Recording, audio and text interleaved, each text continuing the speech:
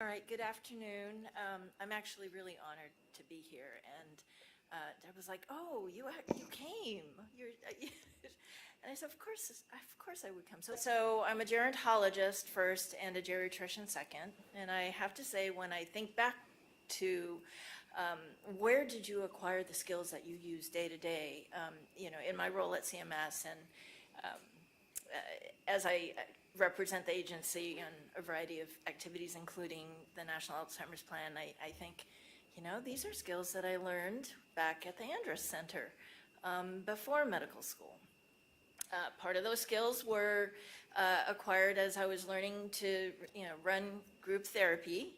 So, as a caregiver, counselor, all really starting with that started me in the direction that I have continued in. So this is like coming home. The other reason I'm here is because all real change is local. And whatever solutions there are that come down from above, from federal systems, federal solutions, with the expectation to be applied towards local problems, they will only work and be sustainable if they're actually practical and useful. So better to flip it and to understand what are the needs at the local site. What is it that you are struggling with to do the right thing, as was said earlier? It matters less about what the numbers look like. You're doing the right thing. So real change is local. And why quality metrics? Because we know real change when we can measure it. And if you can measure it, you can change. You can drive that change. We change what we measure. And yet, some of what we measure, is it important to measure? We want to get towards measuring what matters and what actually will translate into improving outcomes for the people that we serve. So one other reflection before I actually take you through the slides that I've prepared is that, dementia touches upon all of us. I'm a long-distance caregiver. I'm also a geriatrician. And I will tell you, people that dementia touches, but they may not know they're being touched by dementia, are some of my physician colleagues, right? Every specialty needs to understand what dementia means to the care that they provide. So dementia and cognitive impairment is kind of like the ether that sits on top of, or the marine layer in San Diego, right? You kind of know it's there, but can you see it? Sometimes you can, sometimes you can't, but your plane will not do well if you're landing and you're not paying attention to it. So I think there's a tremendous amount that we have to offer towards improving our system and improving the system in a way that actually helps us meet the needs of the patient population that we serve. So this is my official government disclaimer to say that there will be some things that I mention. Please don't take it as a contractual obligation. It is worth checking because minute by minute, policy can change. I did not check my phone while I was here for fear that something that we had put in place, actually that was good, may have disappeared.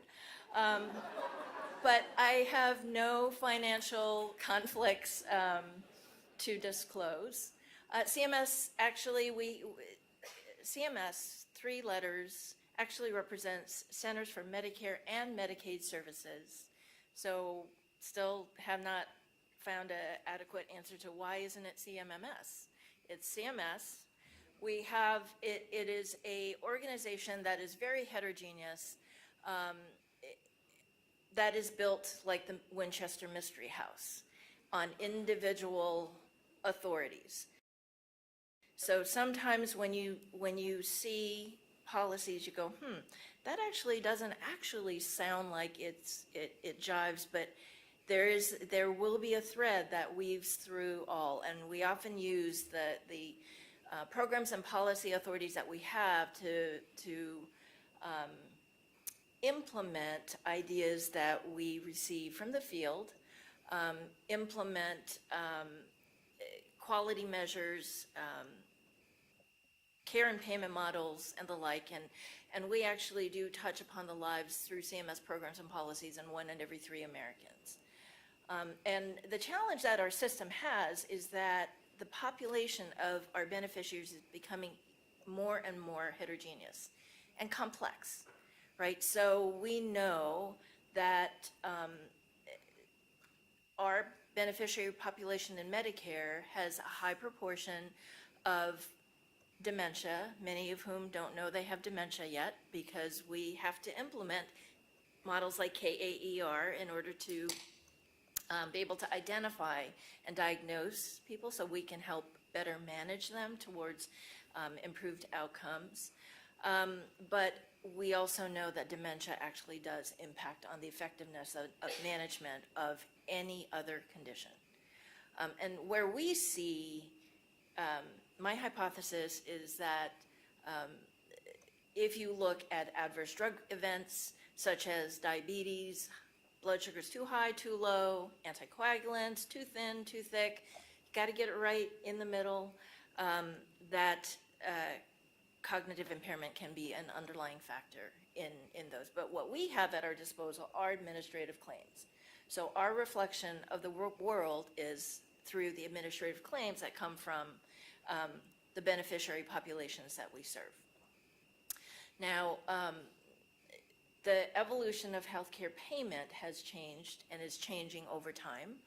It is still continuing to march towards a value-based system, which actually will serve the patients and the people that you are all concerned about, those with cognitive impairment, those who take care of and love people with cognitive impairment and dementia, because it will impart opportunities for better coordinated care, better coordination between healthcare providers, but also over time as well as over space. So that continuity and coordination has been difficult to achieve in a fee-for-service environment, right? So it has been a treadmill, and we are moving in the direction of paying for value. The question is, how do you define value, and value to whom? So operationally, we define value putting cost and quality on the same page, right? So knowing how much something costs, a care or service, how much it costs, and also what does quality look like? Quality has to be the foundation for value. And the anecdotal story is, you know, my mom, who I love and adore, who takes care of my stepdad with dementia, it's like, wow, it's more expensive. It's better, right? Because it's more expensive. Not necessarily. So without the quality piece, we actually run the risk of not understanding what that cost actually means. It's an important context for the cost of treatments and services. So these are some of the programs that CMS has authority to implement. And I'm going to spend the most time talking about quality measures and measurement. So quality measures are not just the measures, and Gary set me up perfectly, because there's the numerator, there's the denominator, there's exclusions, there's risk adjustments. But the measurement comes, what that means is, how are those measures used, right? Metrics can be used for quality improvement, as was mentioned earlier. They can be used for quality reporting. They can be used for payment, constructs of value. And that is the direction that, you know, our systems of payment are desiring to go in.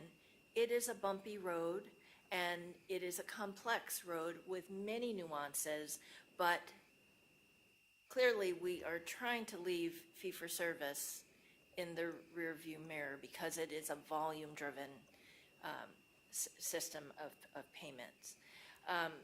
Now, Katie eloquently went through the display of KAER, And really what that translates to detection, diagnosis, and care planning. And so, as Gary mentioned, there will be, and you will see, measures that come to life and that are implemented in CMS programs that are about encouraging detection, diagnosis, and care plan. And Gary was very specific to say these are, the current construct is that these are voluntary to report with. And what is meant by that is the voluntary part is that you can pick what measures, if you're a clinician, you can pick what measures you report by way of, right, to gain participation credit. But should you not participate, there is a negative payment adjustment. In a way, indirectly, there's an encouragement. The signal is pay attention to quality, because quality matters. It matters to your patients, it matters to the caregivers, and building and implementing quality measures that enable participation by what that would encourage detection, diagnosis, and care planning. Now, the annual wellness visit, I understand Dr. Rubin mentioned some of the billing codes, and I just want to share with you the thinking behind the legislation through the Affordable Care Act mandated that we include cognitive assessment, detection of cognitive impairment as part of the annual wellness visit. There are 2 billing codes actually for the annual wellness visit, but it cannot stop there. Any diagnostic test, any screening test, we want our healthcare providers to think and be very thoughtful about, what do I do with this information, right? So this is about detecting cognitive impairment. You can insert whatever you want there. You can call it a MRI. You can call it a PET scan. You can call it precision medicine, genomic test. But be thoughtful about how you use that information and have that discussion early on. This is a test we can do, Mrs. Kaminaka, that's my mom's name. If we were to do this test, here is what could happen, right? You can convey what that journey would look like and understand, is this consistent with your goals of care? So this is the preferred road to coverage as well. This is the paradigm that was behind our national coverage determination for beta amyloid PET scanning in the context of coverage with evidence development, that is requiring that research to answer specific questions happens at the same time as that the test is done in the context of clinical research. The desired point there being, so whether it's assessment of cognition or a test, what we are looking for is that that information is used meaningfully in the care of the patient. And that care should then translate into better outcomes. Now, one of the questions that I would have for all of you and for you to answer for yourselves is what is meaningful to measure? Like, we know our patients, right? You know your patients. What would be meaningful to measure? How would we know we make a difference? So this is just the construct that we follow, but it aligns very well with what I know you all have been thinking about and putting into place day to day. There was mention of our billing codes, so we have an annual wellness visit billing codes. We now also have a chronic care management billing code that all you need in your patient population to use this code is more than one condition. So if your patient has dementia and they have anything else, this code is applicable. The new G0505, which is going to be a different name, can't remember what it is, but the point being, in the annual wellness visit, we permit assessment to include a free interview, just inquiring in any way that you felt was clinically appropriate. It did not require the use of an assessment tool, a standardized tool. This billing code actually does. It also, though, requires assessment of the caregiver. How are you doing? Acknowledging that the unit of measure here is the dyad. It's the patient and their family member, the patient and their caregivers, not just the patient in isolation. We also have care transitions billing codes that are meant to enable a consolidation and reconciliation of the care plan and what has been, the patient's been discharged from a hospital with. Are all of these still necessary? You know, what is our plan going forward? And of course, the advanced care planning billing code. These are really important signals. These are codes that we build to create opportunities for conversations, opportunities for clinicians to understand and know their patients. We try not to be too prescriptive because there is no one right conversation to have with any given patient at any time, right? But the details are available on the CMS website because there are many details that set what the expectations are for each of these billing codes. But take this as an important signal that CMS actually recognizes that time matters and thoughtful conversation matters, and these actually all are in the spirit of understanding who the patients we serve are. Gary mentioned EQMs. So electronic quality measures are measures that actually are, the data source is the electronic health record. So Deborah, in your list of, what can we take action on, electronic reporting and data elements that are required for detecting that there's a problem, to apply a diagnosis, the elements of a care plan, all of that can be operationally measured. The two measures are the assessment of cognition in people 75 years and older, cognitive impairment assessment. And by the way, this is a quality measure, but you certainly can use the G0505 billing code. So in this instance, there is the opportunity to report quality measures and also the opportunity to be paid for that assessment. Now, documentation of healthcare partner for patients with dementia or mild cognitive impairment.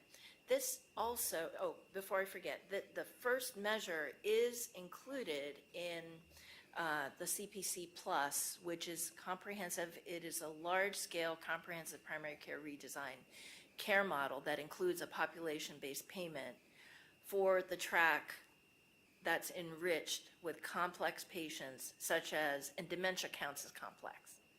So again, we're testing the model in the context of primary care redesign, and therefore this is about measurement beyond the measure. Now, the documentation of a healthcare partner or healthcare agent, that was a little bit of a tricky path to take. So who thinks it makes sense, logical sense, to find a healthcare agent for someone who has cognitive impairment and dementia, right? Like, who would not do this? All right, so we held a technical expert panel to opine on the criteria the measure has to fulfill. Important to measure, yes, right? Makes sense. Feasible to measure, I'm not sure. Is there literature to suggest that having a healthcare agent actually improves outcomes? No. So this was, if you actually, and I was like, how could that be? It doesn't make any sense. If you actually look at and do your literature searches and try to look at quality, look at advanced care plan, look at healthcare agent, and trying to come up with the evidence, it's actually pretty sparse. So that is a evidence gap. Said differently, that's a research opportunity, right? So in each of your practices, where you work, where you live, the people that you care for, like having these conversations is critical. Knowing who to turn to have these conversations is critical, right? Who the patient actually trusts. How do we know it works? How do we know that it actually results in improvement in outcomes, outcomes that are meaningful? Whatever's meaningful, we want to be able to measure it. So when we think about data elements that would then be populated to create quality measures, we know that there are specific domains that are relevant for dementia care. Cognition is a domain of function, right? Mobility function is another separate domain. Self-care is another domain of function. All of these functions, up to the point of the Impact Act of 2014, were collected in post-acute care in home health, skilled nursing facilities and nursing homes by way of the MDS, inpatient rehab facilities, hospice programs, but all differently. So with these legacy instruments, it was difficult to know if you're discharge planning for someone who has to go and not to home but elsewhere, how do you know where they should be? It's not just because a bed is available, right? What is their skill set? What are their capabilities? What's their level of function? So we actually, through the Impact Act, have the authority to standardize across those domains, across those care settings. Now, we also ideally would be able to implement this in the acute hospital, right? So at the point of discharge, that you would know in a standardized way what people's function is: mobility, self-care, cognition. But we did not have the authority to do that. So it is, in any system, voluntary is fine. If a hospital, say a hospital system in California, they could choose to implement this in the hospital at the point of discharge.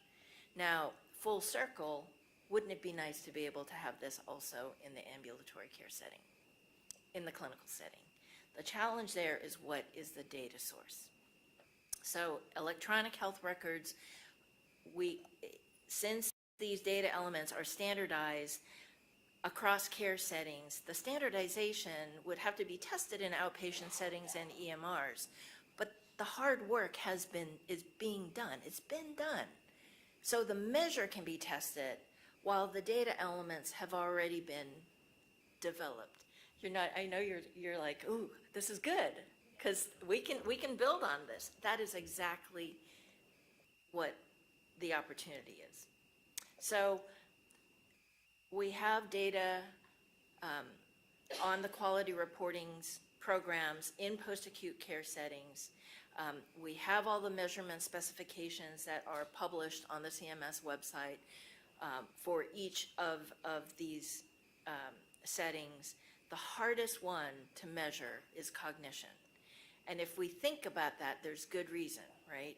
Because ambulatory, people who are living at home, their level of cognitive function, their ceiling effects in comparison to nursing home, it's very challenging. And the biggest challenge actually is that each cognitive test,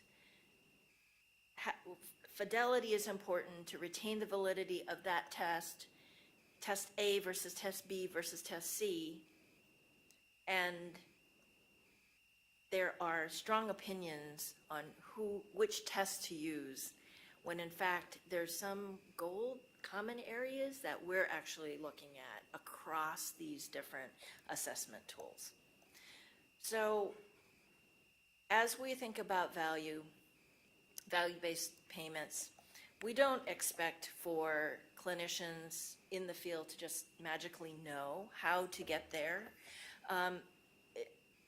Practice transformation has to happen, right?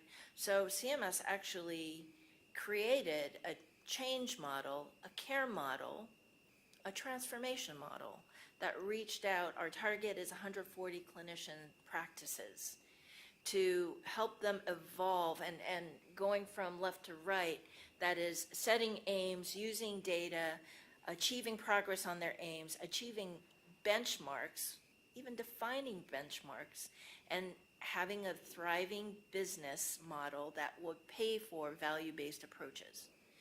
So we've obtained the assistance of practice transformation networks and supported and alignment networks. And if you actually search TCPI, there is a web page that has a host of resources.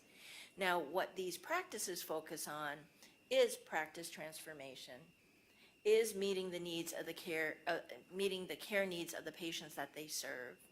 They could certainly, goals of care conversation are really important part of that. Care planning is an important part of that. So these are elements that are also in the change packages that have been pushed out to the different, the practices across the nation. They don't have a label that says for dementia use or dementia care. It is the people who have cognitive impairment, who have everything else. So it is just a change package, but I think carries important transformation information that Deborah, I can certainly give you the links for, might be helpful to have as well. And so to give you an idea of transform practice, a transform practice would systematically assess all of the patient healthcare needs to the plan of care, right? So the plan of care drives everything. It's not just what was the need that was served today. Context matters. The person-centered approach, that is who the transformed practice delivers to. And quality actually improves.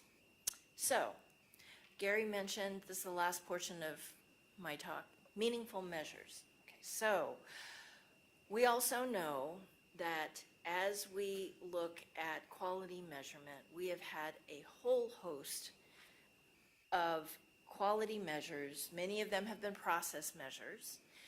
There have been structural measures, process measures, and what we're trying to get to is outcome measures. Outcomes are difficult, more challenging, because we need to know what is meaningful to measure. So this work actually represents our attempt to create a framework that all measurement that we carry forward can align according to. So you recall several years ago, we published the CMS quality strategy that was modeled on the national quality strategy. And that conveyed important domains. So likewise, meaningful measures, it creates a point of alignment for measurement efforts. And all measures in the CMS portfolio will have to fit into these categories, right? So the question to you, your homework assignment, should you choose to accept it, is which of these buckets would measures that you think about fit into? And I think you'll like these categories. And I'm going to ask you which areas are most critical to you. So promote effective communication and coordination of care. Promote effective prevention and treatment, should be management, but okay, treatment of chronic disease. Working with communities to promote best practices of healthy living. Now, health does not mean absence of disease. One could have chronic disease and still be healthy. So just so that you know, that's not, we don't mean absence of disease there. Making care affordable, making care safer by reducing harm that's caused in the delivery of care, strengthening person and family engagement as partners in their care. Can you see the future state of dementia care in these domains? I mean, I'm hoping that you can, because as we develop this is the opportunity, I think, that you all have been hoping for, working towards, right, where the world catches up to where your hearts are and where your minds have been. So you'll see this figure as well with the person and the clinician at the center. The immediate circle are CMS goals of empowering clinicians and patients. This is doctors, I try to change it. It is clinicians and people that we serve to make decisions and engage in those conversations to actually make those decisions meaningfully. Support innovative approaches, state flexibility, and local leadership. These are CMS goals, right? So this actually is what hopefully wind under your wings to go faster and do more. And on the outside are the domains that I just mentioned. So we intend for this to be able to empower our patients and clinicians, result in a better experience of care for patients and clinicians, and support innovative approaches and enable this flexibility you desire. So these are some of the actions that we would like to, and principles that we would like to support, which is fulfilling the requirements of programs and statutes. Of course, that's we have to do by law, but be outcome-based where possible, and identify the opportunities for improvement, right? So there are so many places, so many opportunities to improve, so many questions to ask with the data that you have. CMS actually makes much of the data that we have public with the intent of having you analyze the data in ways that would suit meet improvement needs in your care settings. And one of the most challenging is aligning across programs and also with other payers, but importantly towards meeting the needs of the populations we serve. So where are we getting this information? We're getting this information from the field, the meaningful measures, ideas, concepts, and tests have come to us through external stakeholder engagements such as this. And we have many examples of each of these domains that you can actually refer to in the materials that I will make available. So this is the bottom line of where to find quality measures and meaningful measures, the background, the logic, all is publicly available, and we want it to be useful, and we want your feedback. So I'm going to ask you, any preferences, or can you see yourselves, your work in these domains of focus of meaningful measures? Will this help does this align with what you want to provide to the patients that you serve? I mean, in so many ways, we want this to be real. We want this to be useful to you. And we also want to know where are the pain points. So you may have heard that we have a Patients Over Paperwork initiative, which is about reducing administrative burden. Now, there are some burdens that are important and necessary, right? It's burdensome to change the way that you behave, you as a clinician, I as a clinician. If I'm not accustomed to talking with my colleagues about the care that's needed to create a warm handoff or warm handover of the patient's care needs and their story, that could be burdensome, but that is actually good burden. That's not the kind of burden we're trying to get rid of here or eliminate. We are trying to reduce administrative burden requirements. We're talking about the difficulties of reporting quality measures, the challenges that people have using electronic health records, and importantly, the documentation requirements. We have learned that there are documentation requirements and then there are documentation requirements. Because CMS may put out an expectation for documentation upon which a health system may add, oh, well, this is what CMS really meant, so we want you to really record all of the review systems, not just 4, and also So there are many, many layers to these expectations. So we would like to know what keeps you from doing the right thing, right? The care that you want to deliver. I will end with a thank you for, again, it's an honor to be with you here today. This is my real email.